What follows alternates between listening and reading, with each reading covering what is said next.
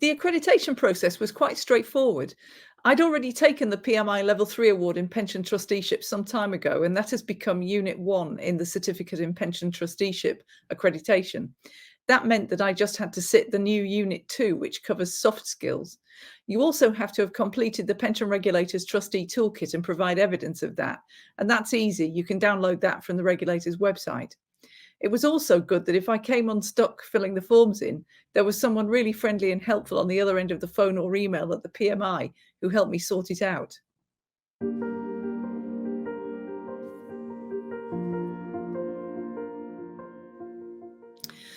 It was quite straightforward, actually. The PMI provides a comprehensive unit guidance document that you can download from the website, and it includes a reading list for both exams, and I found that extremely useful.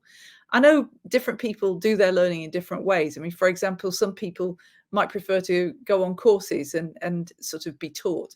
But what I did was I bought the first two books on the reading list for the Part 1 exam. And of course, I read the pension regulator's guidance and a few other things.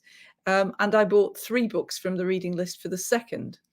The assessment guidance, which is part of the CPT specification that you can download from the PMI website, I found that was a good way to check whether you've covered everything you're supposed to have covered, because it's basically a big long list of various things that you should have covered, and it almost acts like a checklist, really. So not long before the exam, in the week or two before, you can go through it and just check that you've got everything covered.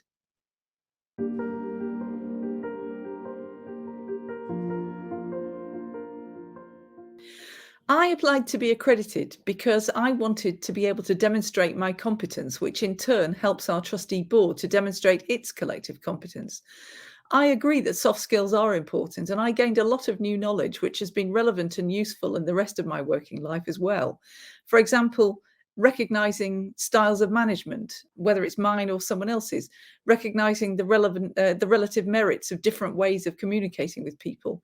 I think it tends to encourage people to move in the direction of working collaboratively with their fellow trustees and ensuring that everyone on the board participates fully.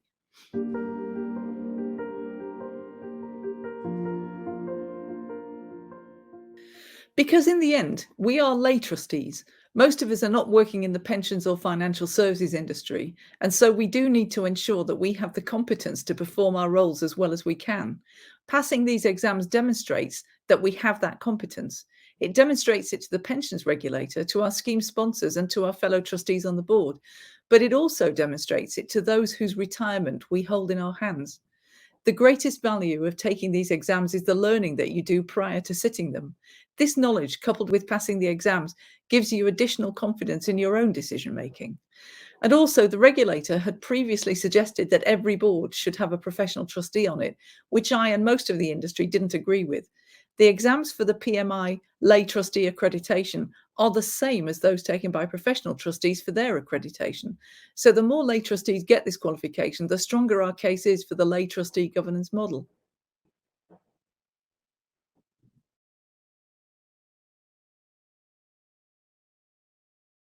I would say the key challenges are time and cost.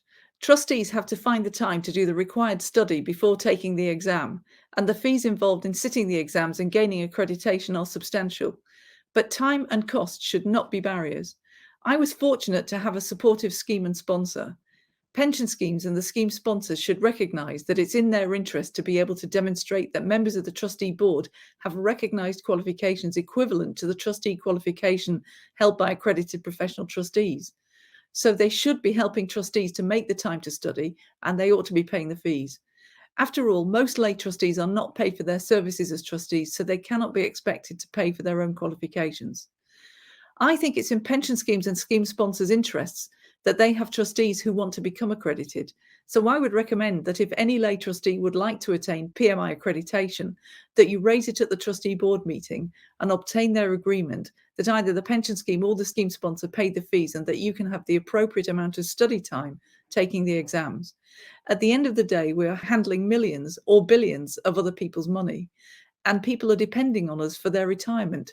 So it's in everybody's interest that we have the greatest knowledge and understanding to carry out our substantial responsibilities.